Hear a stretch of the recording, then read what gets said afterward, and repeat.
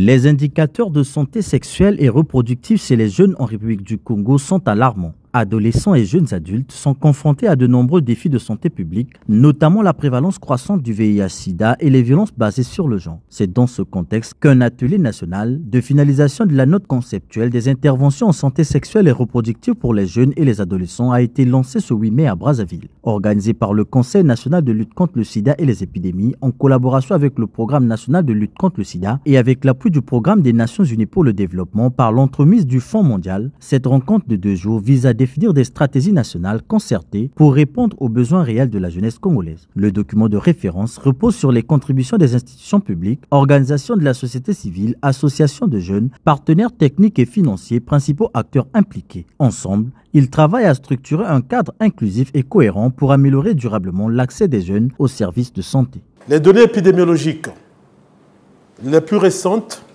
montrent que les adolescents et les jeunes, en particulier les filles, sont parmi les plus touchés par le VIH en République du Congo. La prévalence du VIH chez les jeunes de 15 à 19 ans est estimée à 2,63%, avec une incidence 4 fois plus élevée chez les filles que chez les garçons. Près de 30% des nouvelles infections au VIH sont enregistrées chez les jeunes âgés de 15 à 24 ans.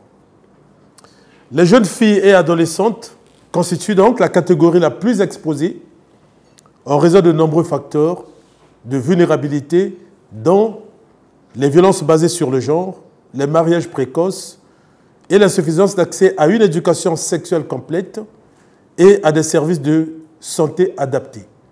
La santé sexuelle et reproductive des jeunes exige des réponses concrètes et adaptées. Cela implique non seulement un renforcement des capacités des services de santé, mais aussi une action structurelle orientée vers le changement de comportement et l'autonomisation des jeunes. Le PNUD, partenaire technique et financier engagé, soutient activement les efforts du ministère de la Santé et de la Population dans cette démarche multisectorielle et participative. Cet atelier vise essentiellement à finaliser un cadre conceptuel cohérent, inclusif et opérationnel qui guidera nos actions futures.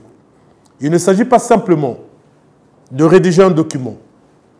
Il s'agit de poser les bases d'une réponse structurée, fondée sur les données probantes en matière des droits humains, avec l'implication des jeunes eux-mêmes. Nos objectifs pour ces 2 jours sont clairs. Il s'agira donc d'intégrer les piliers de la coalition mondiale de prévention pour élargir notre approche.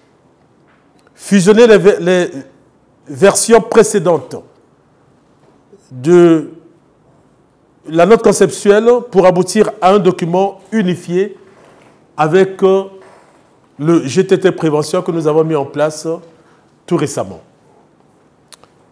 Et in fine, il s'agira donc de définir ensemble les stratégies concrètes pour améliorer l'accès, la qualité et la pertinence des services de santé sexuelle et reproductive pour les jeunes.